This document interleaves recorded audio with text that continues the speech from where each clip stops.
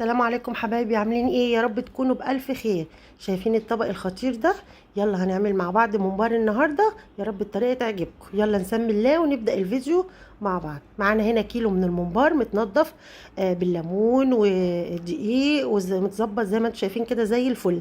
معانا بصلتين كبار، معانا زيت ومعانا توابل ومعانا شفشق مليان اهو، عصير طماطم، معانا صلصه، ومعانا بقى ايه كل الحاجات بتاعت خلطه المحشي او المحاشي اللي احنا بنعملها النهارده. بقى زي ما انتم شايفين كده انا حطيت كميه زيت حلوه.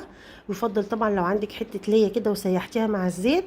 انا ما كانش عندي فحطيت شويه زيت حلوين كده. حطيت نص مقدار البصل اللي انا كنت ضرباه في الكبه، وحطيت مكعب مرقه خضار ماجي، وقطعت حته قرن فلفل حامي كده عشان يبقى الخلطه سبايسي كده. وبرده حطيت شويه شطه زي ما انتم شايفين، شويه بابريكا، ملح، وكمون وبهارات وفلفل اسود زي ما انتم شايفين كده، شويه توابل حلوين. وبعدين بقى ايه حطيت ايه معلقتين كده من الصلصه كبار زي ما انتم شايفين كده. وبدات ايه اقلبهم كويس قوي عشان هما كانوا خارجين من الفريزر. كنت حاطه الصلصه في الفريزر زي ما انتم شايفين. قلبتها خلاص، اتاكدت ان هي ايه فكت. بدات بقى ايه حطيت نص معلقه سكر، وحطيت ايه شفشق الطماطم، عصير الطماطم زي ما انتم شايفين. ابتدي بقى ايه نسيبها ايه تتسبك كده مع نفسها شويه لحد ايه ما ايه الصلصه تبقى ناشفه كده، ما تبقاش صيصه ولا فيها ايه سوائل كتير. زي ما انتم شايفين خلاص كده اهي اتسبكت. طبعا انا ما خدتش المقدار ده كله، انا نقصت منه شويه. قلت اما اضيف الرز والخضره وابتدي اشوف لو محتاجه صلصه تاني ابتدي اضيف. لكن ايه طلع اللي انا ايه حطيته كان مناسب جدا للخلطه بتاعتي.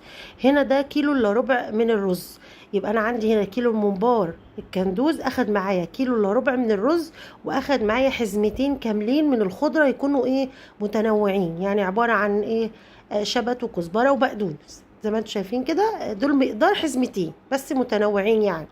وحطينا بقى ايه بقيه البصل الني. احنا كنا خدنا نصه في الاول، وادي النص التاني ده اضفناه. وقلبنا الخلطه زي ما انتم شايفين الخلطه ناشفه ازاي. ليه بقى لما يبقى الخلطه ناشفه؟ ودي قلتها قبل كده في فيديو المحشي الكرنب، ان لازم الرز يبقى ناشف كده، ما يبقاش كله ميه وسوائل، علشان خاطر ما يعجنش منك، يبقى مفلفل.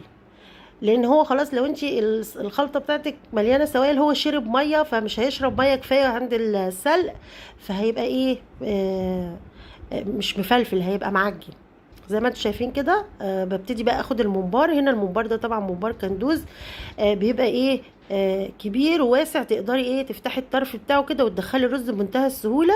مش زي بتاع الممبار الضاني بتحتاجي بقى القمع بقى وغلبه وبياخد معاكي وقت طويل. لا زي ما انت شايفه كده بيتعمل بمنتهى السهوله، جميل جدا. انا طبعا بحب النوع ده من الممبار لانه بيتعمل بسرعه وبتخلصي بسرعه، ما بياخدش منك ايه لا وقت لا في تنظيفه ولا ايه في الحشو بتاعه.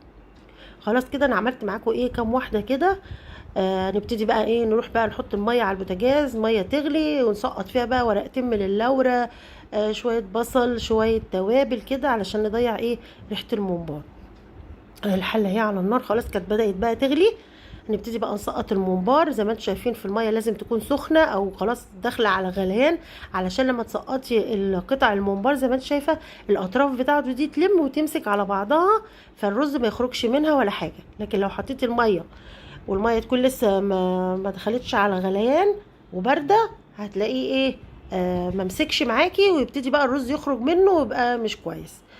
زي ما انتم شايفين كده هو اخد معايا حوالي ساعة الا ربع بالظبط. ساعة الا ربع من بعد الغليان انت بتسقطيه وتسيبيه، اول ما الحلة تبتدي تغلي تحسبي ساعة الا ربع بالظبط. ساعة الا ربع بيديكي نتيجة ممتازة في السوى. الجلد بتاع الممبار بيكون استوى، الرز كمان يكون استوى مية مية. وطبعا على نار هادية، مش ساعة الا ربع من بتبقى البوتاجاز عالي، لا على نار متوسطة علشان ما يفرقعش منك. يلا بقى اللي وصل معانا في الفيديو لحد هنا وشاف كده خلطة الممبار اللي احنا عملناها وما كانش مشترك في القناة، يلا يشترك ويفعل الجرس. واللي مشترك معانا يلا يعمل لنا لايك جميل ويكتب لنا كومنت حلو زي ما انتم شايفين كده. طبعا ملحوظة مهمة جدا عايزة اقولها لكم، ان احنا بعد ما بنسلقه ونخرجه من مية السليق ونسيبه يتصفى، لازم نسيبه يبرد تماما تماما قبل ما نبتدي نحمره. لانه زي ما انتم شايفين كده هنا انا ما كنتش سبته برد، فشايفين الفقاقيع اللي طالعه دي نتيجه ان هو ما كانش برد صح يعني، لا كان لسه فيه نسبه سخونيه، فعشان كده لما نزل في الزيت عمل البقاليل دي زي ما انتم شايفين كده. فانا ايه طبعا عشان حرصا عليكم عشان ما يبقى يفرقعش بقى ويلسعنا والزيت والكلام ده كله، فاحنا نسيبه ايه، نسيبه لما يبرد خالص، نبتدي بقى نحمره زي ما احنا شايفين كده.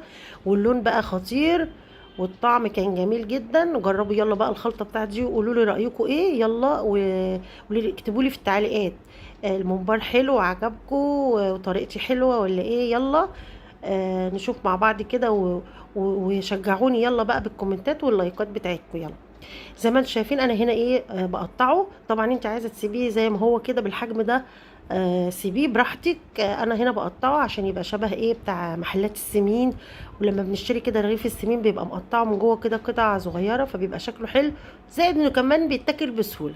يلا اشوفكم على خير في فيديوهات تانية كتير. مع السلامه.